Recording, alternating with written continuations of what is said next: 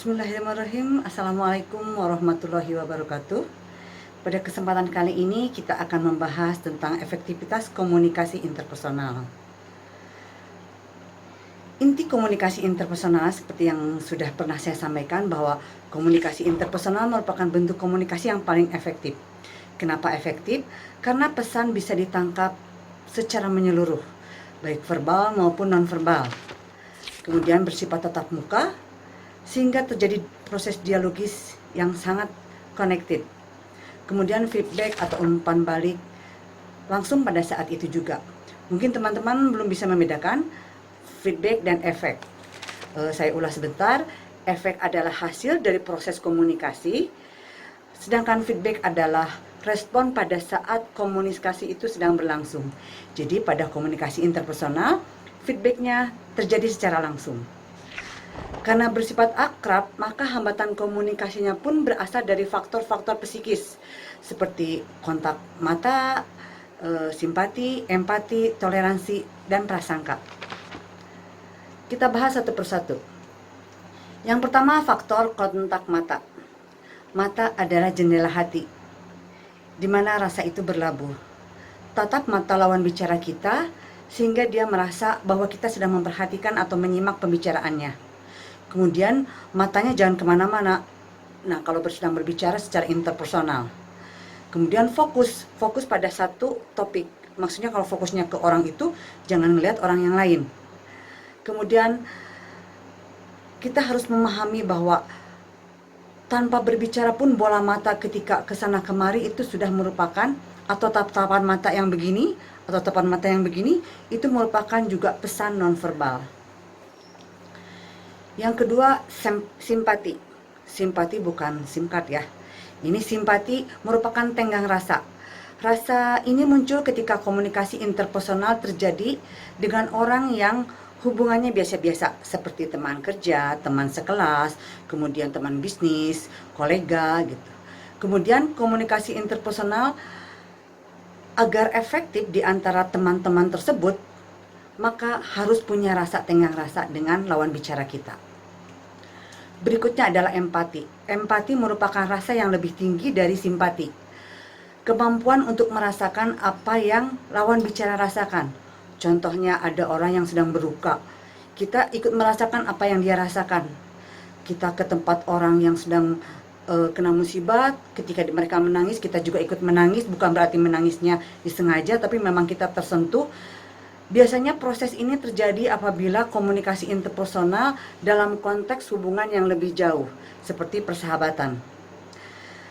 Sebenarnya ketika dalam konteks persahabatan ini, komunikasi atau pesan itu sudah ditangkap sama lawan bicara kita sebelum dia bicara. Kenapa? Karena energi atau gelombang elektromagnetik dari orang tersebut sudah nyampe ke kita dari faktor-faktor nonverbal tadi. Misalnya udah kelihatan dari jauh, udah sedih segala macam, belum bicara pun kita sudah menangkap pesannya. Atau orang yang mau pinjam uang gitu ya, udah dari wajahnya udah terlihat datang ke rumah seperti apa, itu udah pesan itu udah disampaikan atau udah tertangkap oleh lawan bicara kita sebelum orang itu bicara. Biasanya empati ini disertai tindakan nyata. Misalnya kita terenyuh ketika sahabat kita lagi transisi masa krisis COVID ini di PHK, kita langsung tindakan nyata, misalnya memberikan sumbangan berupa sembako atau dana secukupnya. Jadi kalau empati itu biasanya disertai oleh tindakan nyata. Yang berikutnya adalah toleransi, yaitu sikap saling menghormati, saling menghargai, baik antara dua individu maupun antar kelompok. Kemudian tidak memaksakan kehendak sendiri. Nah, yang paling penting dalam toleransi itu sabar.